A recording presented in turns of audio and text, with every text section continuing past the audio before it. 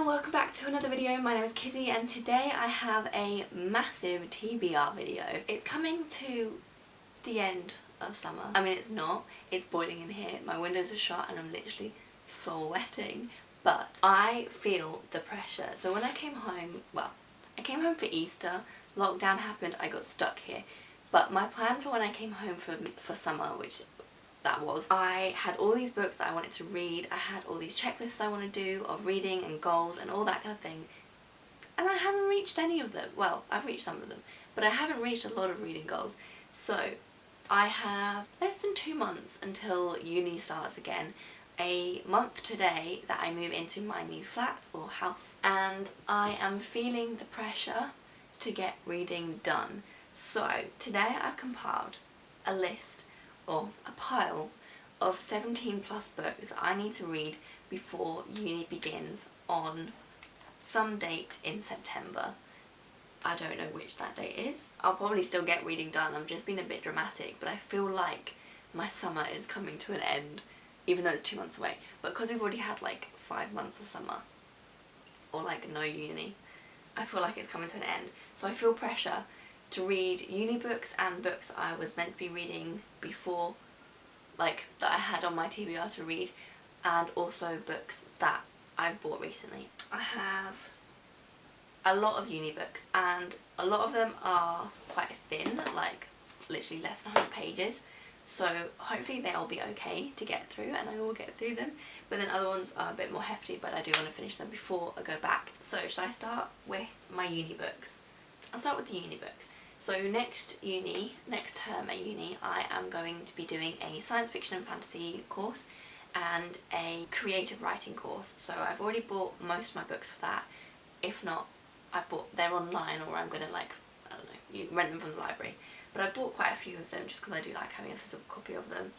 And I'm excited for it. A lot of my science fiction and fantasy is actually middle grade books, which is quite cool. And a lot of the fantasy or the science fiction I've never read before. I haven't read many science fiction at all, to be fair. So that will also be quite cool to learn about. So starting with that course, the first book I have is Howl's Moving Castle by Diane Wynne Jones. This was made into a Studio Ghibli, is that how you say it, movie, and I haven't watched that yet, so I'm going to read this and then watch it. But it is a children's book. It looks like it will be quite easy to read. I don't know what it's about. So it's about a girl called Sophie who has gathered unwanted attention from a witch of the waste, and she has to travel to get free of her or something like that. And she travels to the moving castle to get help, and that is belonging to the dreaded wizard of Howl. So, oh, and his appetite is satisfied by the hearts of young girls. So this looks quite fun. I think it'll be a fun book. So I've got that. So the next book I have for that, or I have 3 books by the same author. So my module dude must have really loved this guy.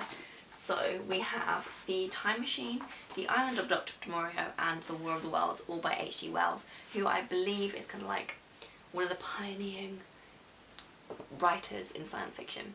I think I could have just made that up, but we're going to go with it for this video. So The War of the Worlds is, I'm assuming, about war between worlds of science fiction, so different worlds. The Island of Dr. Demorio, I don't know what that's about. Oh, it's about a guy who is the single survivor of a shipwreck and he's rescued by a menagerie of savage animals. No, he's not. He is rescued by a vessel carrying a menagerie of savage animals. He soon finds himself stranded on an uncharted island in the Pacific with the strange vivisectionist Dr. Demorio. I don't know why I say Dr. Demorio, it's just Dr. Morio. I always say that, sorry about that. Whose experiments have led him to break the laws of nature, turning beast into man with horrific results. So that's that one. And then The Time Machine, I've already started reading this. I'm about 20 pages in of this 100-page book, so pretty far into it for what it is. And this follows a guy who makes a time machine and he goes into the future and discovers what the world is like in the future, which I think will be very interesting. It's already posing to be quite interesting of what people thought the future would be like, and you know, you can see it could have happened. It could easily happen how it's going. This was in 1895. These books were kind of published thereabouts. So and they are in the beautiful Penguin English Library edition collection thing. So another book I bought in that same edition is Peter Pan by J.M. Barrie. I don't actually own this. We don't own this copy. Like, I don't know how. I've never read it. I don't think. I've watched all the film adaptations, like the Disney ones and the real life people one. So it's good to read the original. This is another children's book that's on the module, and I'm excited to read it. I think it'll be fun, and it's beautiful. This is one of my favourite of the Penguin English Library ones. I just really like the windows and the colours. I like it. So the next book I have for that module, the next two books that I need to read, are ones my aunt sent me because she has young children that I thought would have these, and they did. So the other book is The Worst Witch by Jill Murphy. Don't know why we gotta read this. This seems like a funny one because it's not like a classic, as in like these are children's books but they're quite renowned, whereas this is like, I mean, it's quite popular I suppose, but it's not exactly, it's not a classic.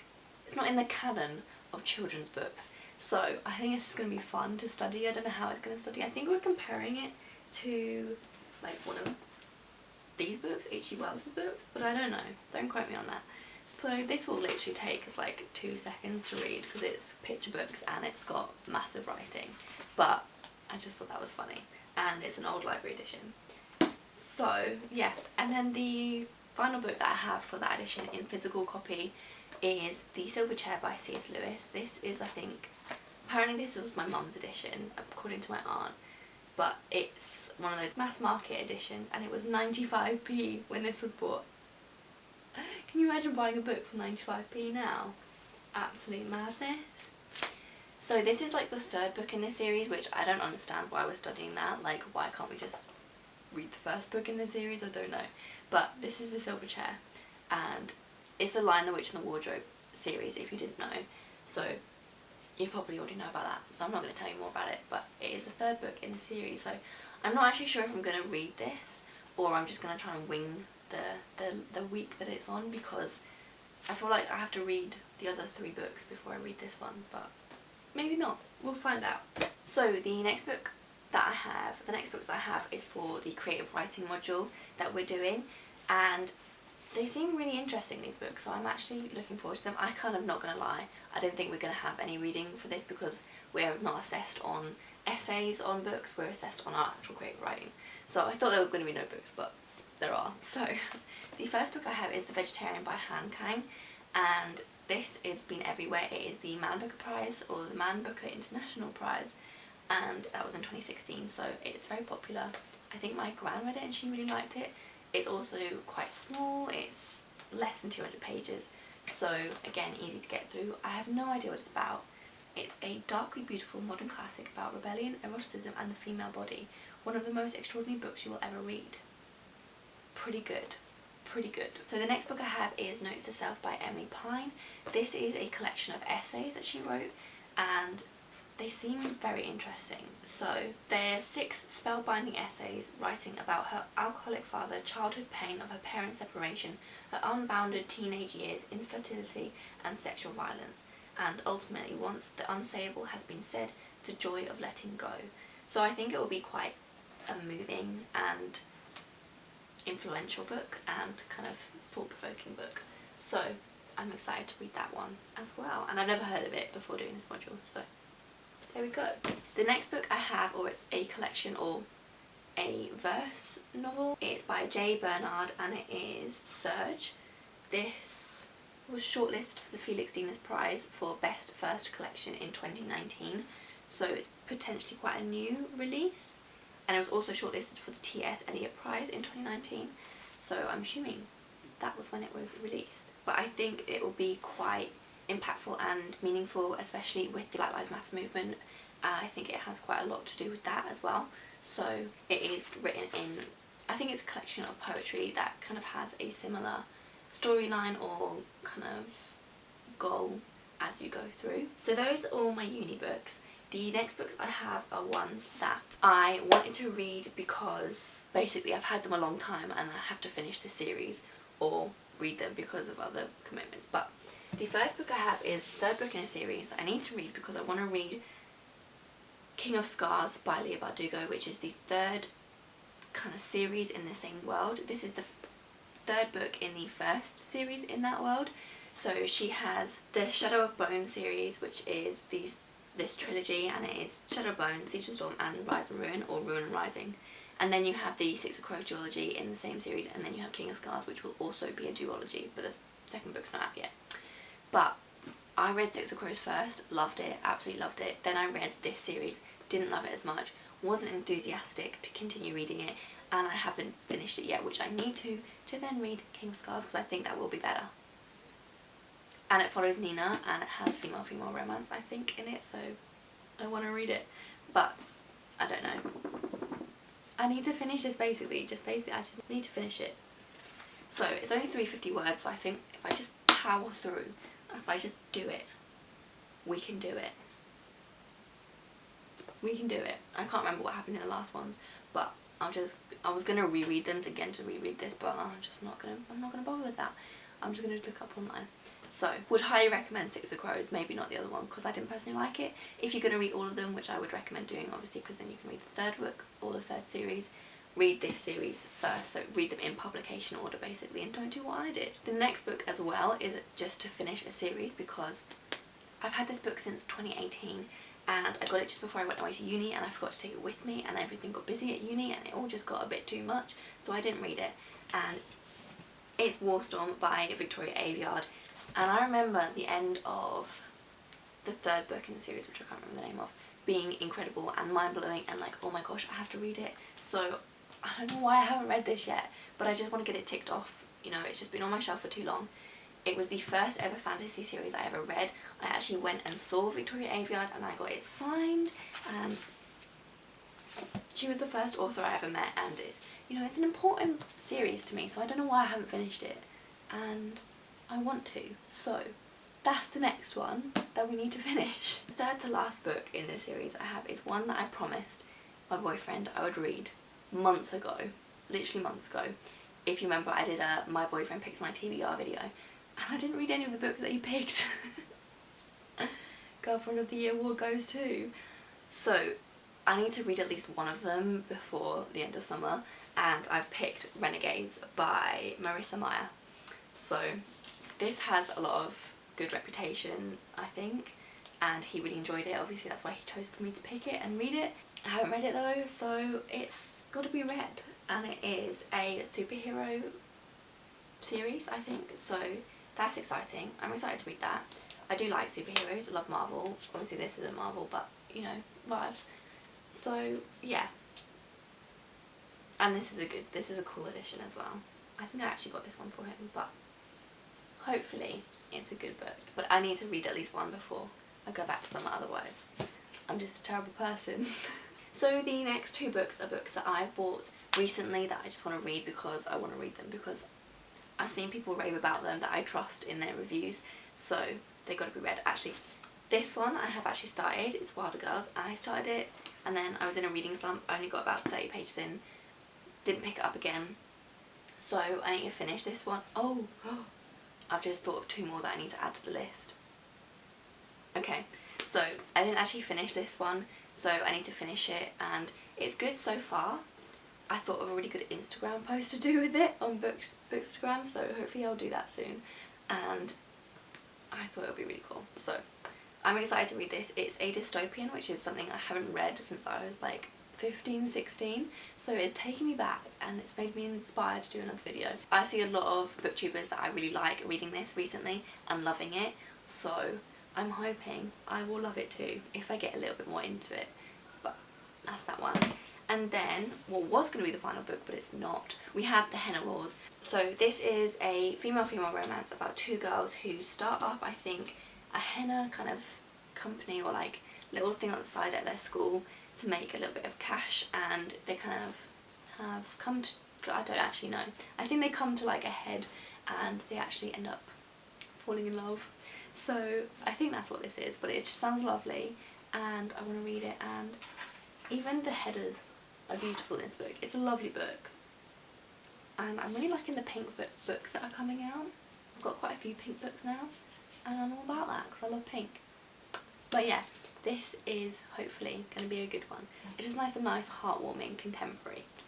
So the other books that I have to finish are these two down here. So these are two books that I've started and I haven't actually finished, just because I seem to be in a really bad habit that if I'm reading a book and at the end of the month and it then starts a new TBR, I just kind of forget, or I don't pick up the book that I was halfway through and I start the new TBR. That's where TBR videos get a bit annoying, and that's why I stopped doing them for a while, because that's what I kept on doing basically. So I need to rectify that and finish these two books. So this book, actually, I didn't put it down because I didn't enjoy it. I really did enjoy it, but it's quite mentally focus needed to read it. His prose is not the most fluent, or the storyline is not the most fluid, or it's just very confusing at points. So you really need to be focusing all your efforts on this book. So my idea was I would read this in between other books, but then I just didn't do that because I'm very bad at doing that. That's why I only read one book at a time. But yeah, I need to finish this. I got 160 pages in. I also was doing this for a readathon, and then because I didn't finish it for the readathon, I just didn't pick it up again, which is a very bad habit to have. So I need to finish this. Another beautiful book, like. So we need to finish that. That's on the TBR. And then this book I just got a little bit bored of, not gonna lie, but I do want to finish it because I'm over halfway through and it's a massive book. So I've still got a whole like book left to read of it, like a normal sized book to read. But I think it will, I'm hoping it will get good. I can't remember most of what happened though, not gonna lie. So I might have to do a little refresher skim through. But this is Legacy of Ash. It's a massive epic fantasy. It has a lot of fighting in it, a lot of like strategy and war strategy, which is something I'm not very interested in, which is why I didn't really kind of get into it. And it did that annoying thing when my favourite character died, like on the second page, and I was just like, why would you do that? Why? So that annoyed me a little bit as well, I'm not gonna lie. But I do want to finish it, so hopefully I'll finish that, because I don't really want to take this back to uni because it's a hefty book. So yes, so those are all the books that I need to finish before the end of summer. Most of them, or a lot of them, before I move back up north, which is in 4 weeks. So I need to make, oh, there's another one as well. There's another one, I don't have it with me, but I need to read Hamnet by next week by Maggie O'Farrell, because she's doing a live book thing online. You have to buy a ticket for it, but it's free. It was for the Edinburgh Book Festival. If you read the book or you're interested in that book, read it before then, I would suppose, but if you've already read it, get a ticket for it. But yeah, that's it. That's my TBR, hopefully, for the next 2 months. I hope you've enjoyed this video. If you did, make sure to like and subscribe if you liked the vibe of the video, and I shall see you in another one very soon.